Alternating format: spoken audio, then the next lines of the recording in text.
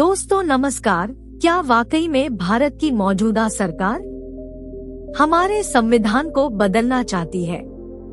यह गंभीर सवाल है, इसलिए कि प्रधानमंत्री नरेंद्र मोदी जी की जो आर्थिक सलाहकार परिषद है, उसके अध्यक्ष हैं विवेक देवराय साहब ने 15 अगस्त के दिन मिंट अखबार के माध्यम से एक आलेख लिखकर कहा कि संविधान को बदलने की आवश्यकता है। उन्होंने जबरदस्त दलीलें भी दी है। अब वो दलीलें उनकी जो जबरदस्त ढंग से लिखी गई है, उनमें कितना दम है उसकी हम जरूर चर्चा आज करेंगे।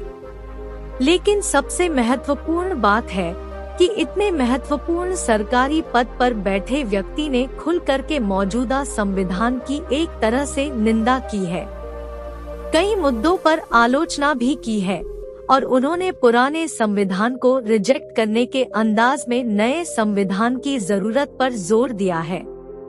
अब जैसे भी उन्होंने जो बात कही है, मैं तो इसको निंदा ही मानता हूँ। और आप स्वयं सोचे जो उन्होंने कहा है, ये निंदा है कि नहीं है। उन्होंने कहा है कि ये संविधान जो अभी प्रयोग में है, ये औपनिवेशिक लिगेसी है। क्यों? क्योंकि उनका कहना है कि यह 1935 के गवर्नमेंट ऑफ इंडिया एक्ट का एक तरह से उसका ही विस्तार है। इसमें विवेक देवराय साहब कहते हैं कि 2047 के इंडिया के लिए बिल्कुल नए संविधान की जरूरत है। वो कोट भी करते हैं कहीं से कि 17 साल किसी संविधान की आयु होती है। अब चीजें बदल गई है। इस बदलाव में नए संविधान की जरूरत है। यही नहीं दोस्तों, उनका तो ये भी कहना है कि समानता, स्वतंत्रता, लोकतंत्र जैसे जैसे जो शब्द है हमारे संविधान में, इनके आज क्या मायने हैं, इसकी तो व्याख्या करनी ही पड़ेगी। और जो औपनिवेश विरासत की बात वो करते हैं, चिंता की बात यह है कि मौजूदा जो पार्लियामेंट बिल्डिंग है, जिसमें अभी तक पार्लियामेंट का सीजन हो रहा था, उसको भारतीय जनता पार्टी आरएसएस के लोग औपनिवेश ही कहते आ रहे थे। उसको बार बार कहते थे। जब नए नए संसद भवन की बात चली कि भाई नया संसद भवन बनना चाहिए मोदी सरकार के दौरान, तो बार बार कहा गया कि जो पुरानी सांसद है, जो संसद बिल्डिंग है पुरानी, वो औपनिवेशिक लिगेसी का हिस्सा है। तो जो भी लिगेसी आपको दिखाई देती है या उपनिवेश काल से पहले जो लिगेसी आपको दिखाई देती है, चाहे मुगल काल हो चाहे और कोई काल हो, उस हर लिगेसी को मिटाने की बात जो आजकल की जा रही है, तो इस बात का डर विवेक देवराय के आलेख से, उनकी दलीलों से वाकई बढ़ जाता है कि अगर इस संविधान को औपनिवेशिक लिगेसी का हिस्सा बता रहे हैं, तो क्या इसको भी बदला जाना है? क्या इसको भी बदलने की बात तय हो रही है? हालांकि अब यह चतुराई कर लीजिए या सच्चाई कह लीजिए, सरकार की तरफ से, और सरकार ही नहीं बल्कि प्रधानमंत्री जी की जो आर्थिक सलाहकार परिषद है, उसकी तरफ से कहा गया है। परिषद के जो अध्यक्ष हैं विवेक देवराय, उन्होंने इस लेख में जो जो बातें कही है वो उनकी निजी राय है। जैसा मैंने कहा कि यह सरकार की तरफ से, परिषद की तरफ से जो बयान दिया गया है, ये सरकार की चतुराई भी हो सकती है या सच्चाई भी हो सकती है।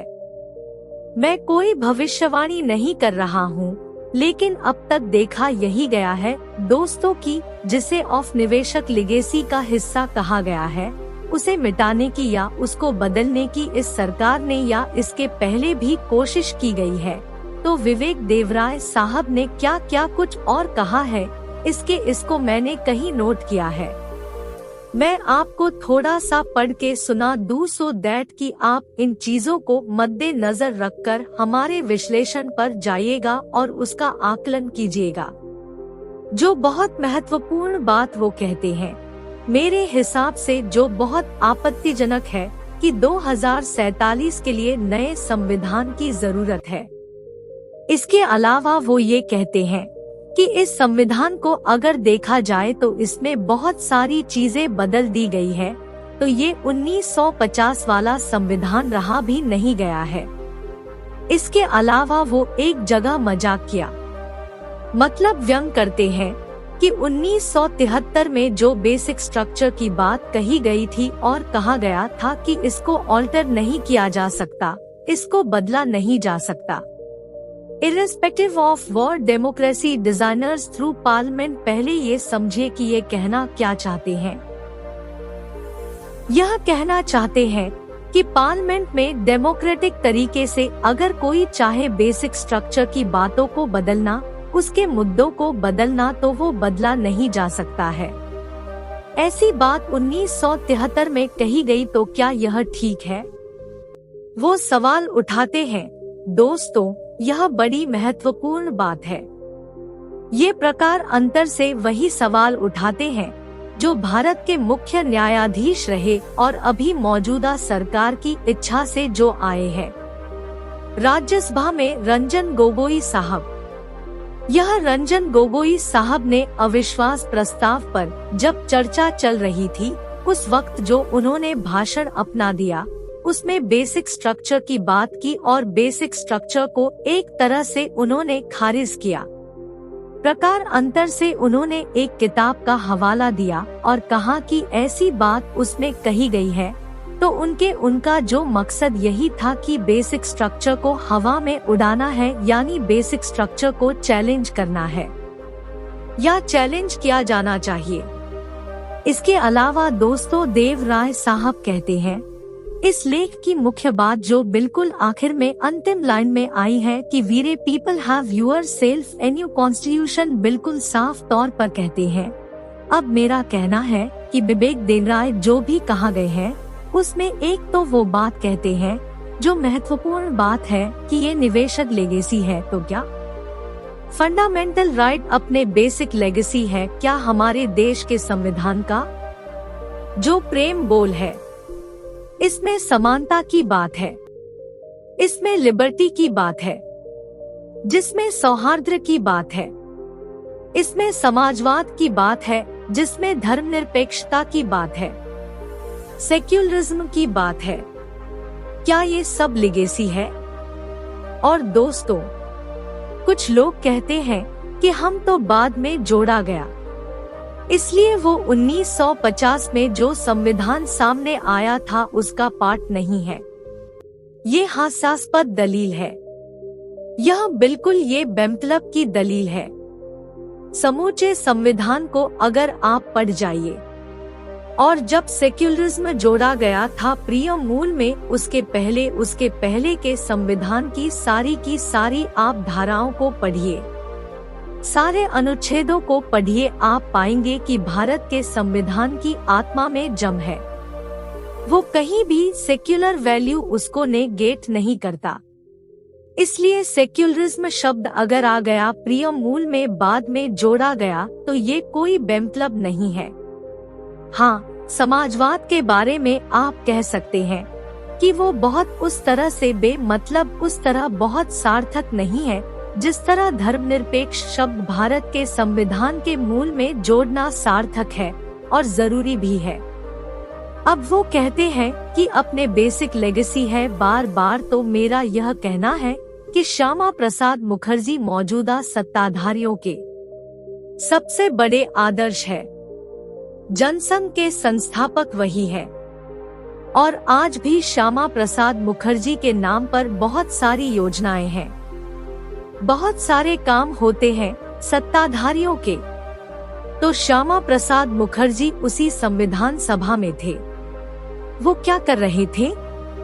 फिर बाबा साहब भीमराव अंबेडकर जो ड्राफ्टिंग कमेटी है चेयरमैन थे और उनके नाम पर मौजूदा सरकार न जाने क्या क्या करती है और कहती है, बिल्डिंग बनाती है, उनके नाम पर मूर्तियां उनकी गलती है, फूल माला चढ़ाती है। यह अलग बात है कि जो अंबेडकर साहब चाहते थे उसका ठीक उल्टा काम करती है।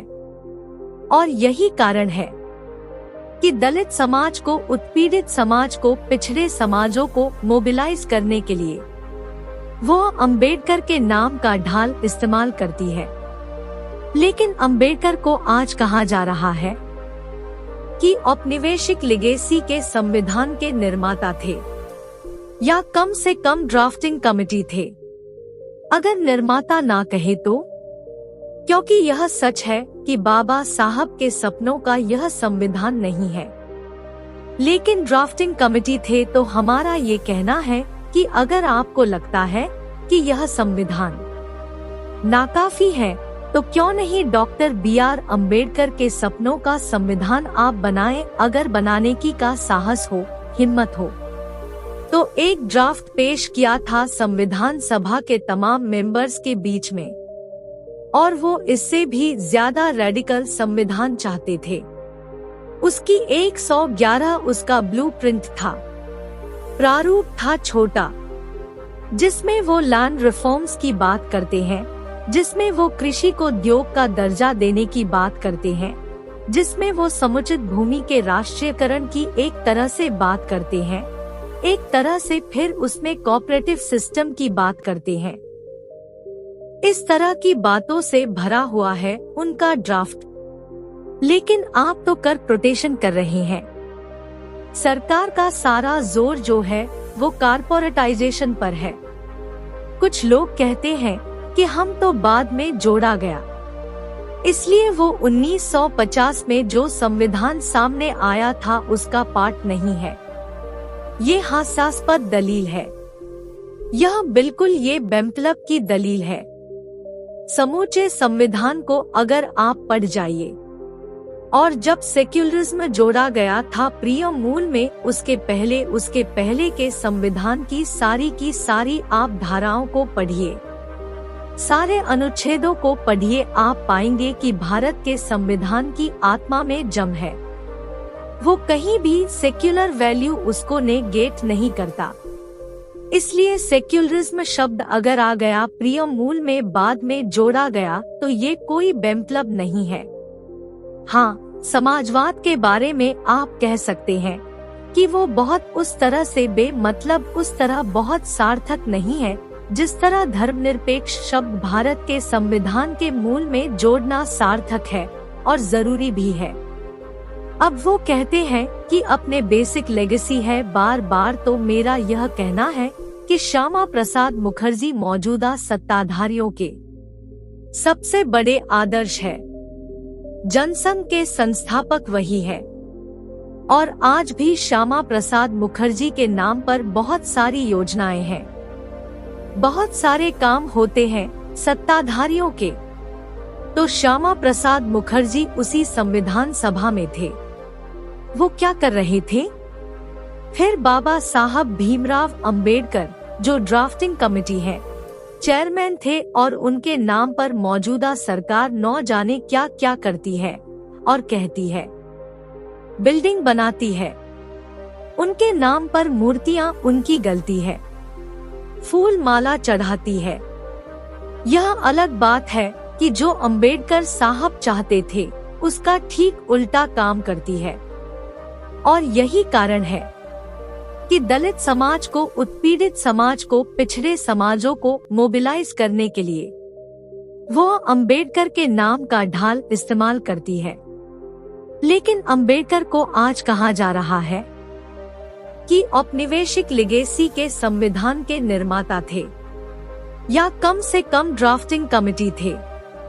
अगर निर्माता ना कहे तो, क्योंकि यह सच है कि बाबा साहब के सपनों का यह संविधान नहीं है, लेकिन ड्राफ्टिंग कमेटी थे। तो हमारा ये कहना है कि अगर आपको लगता है कि यह संविधान नाकाफी है, तो क्यों नहीं डॉक्टर BR अम्बेडकर के सपनों का संविधान आप बनाएं। अगर बनाने की का साहस हो, हिम्मत हो, तो एक ड्राफ्ट पेश किया था संविधान सभा के तमाम मेंबर्स के बीच में, और वो इससे भी ज्यादा रेडिकल संविधान चाहते थे।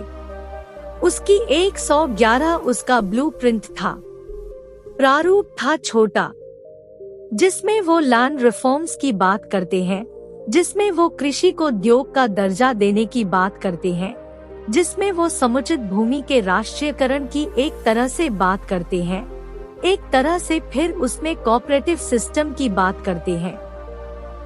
इस तरह की बातों से भरा हुआ है उनका ड्राफ्ट। लेकिन आप तो कर प्रोटेक्शन कर रहे हैं। सरकार का सारा जोर जो है वो कारपोरेटाइजेशन पर है कि भारतीय जनता पार्टी के बहुत सारे नेता संविधान के प्रिय से लेकर और उसके जो फंडामेंटल राइट्स है उनको मानते हैं कि ये प्रगति में बाधक है। बहुत सारी चीजों को मानते हैं कि प्रगति में बाधक है, और जाहिर है धर्मनिरपेक्षता तो उनको उससे तो उनको छिना है, कतई नहीं चाहते। किस तरह का शब्द किसी भी तरह से वो टॉलरेट करे। सेक्युलरिज्म का कितना मजाक उड़ाया है भारतीय जनता पार्टी ने और आरएसएस के लोगों ने की। इस शब्द को बदनाम करने की कोशिश की गई, जबकि ये बेहद खूबसूरत शब्द है। इसके पीछे का अर्थ, इसकी भावना, मानवता का एक समझ लीजिए कि उसका एक खूबसूरत मूल्य है जिससे कहीं भी मनुष्यता, सुचिता सुंदर और सजीव बनती है। बिल्कुल आखिर में दोस्तों हम ये कहना चाहेंगे कि संविधान बदलने की कोशिश भारतीय जनता पार्टी के नेताओं की, इसके योजनाकारों की यह कोई नई बात नहीं है। उनकी तरफ से ये लगातार कोशिश की गई है। इसलिए मैं विवेक देवराय के बयान को उनका महज निजी बयान नहीं मानता, जैसा कि उन्होंने बाद में इस बात को बार बार रेखांकित किया और हर जगह आप कहे जा रहे हैं कि नहीं साहब यह तो हमारी निजी राय है, इसका सरकार से, प्रशासन से कोई लेना देना नहीं है। दोस्तों आज की वीडियो में बस इतना ही। इस चैनल पर मैं सिर्फ बाबा साहेब के जीवन से जुड़ी छोटी बड़ी सभी जानकारी लेकर आता रहता हूँ। यदि आप बाबा साहब को पसंद करते हो और इनके बारे में और अधिक जानना चाहते हो तो हमारे Baba Saheb video YouTube channel को सब्सक्राइब कर ले। वीडियो को पूरा देखने के लिए धन्यवाद। आपका दिन शुभ हो।